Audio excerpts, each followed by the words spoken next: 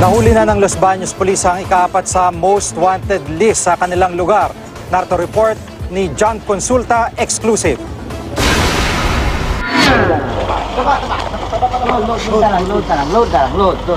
Pagkatapos ng 2 taong pagtatago, bumagsak sa kamay ng Los Baños Police ang 43 taong gulang na suspect na si Albert De Castro.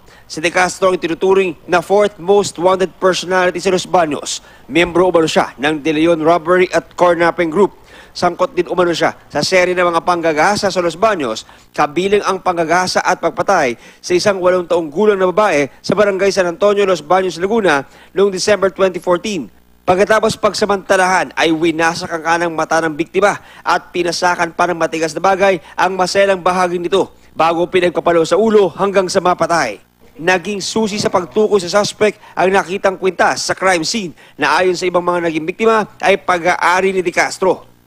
Pag nakita mo yung mga picture nung sa pinakita sa atin ng ng binigay ng Soko, plus yung photographer natin, so of course magkakaroon ka ng emotion na maawa ka dun sa biktima. Nitong December 24, 2015, tinangka na naman umano ng suspect na mambiktima ng isang grade 9 student sa Los Baños pero nakatakas ito. Sa aming panayam sa suspect, mariin niyang itinanggi ang binta.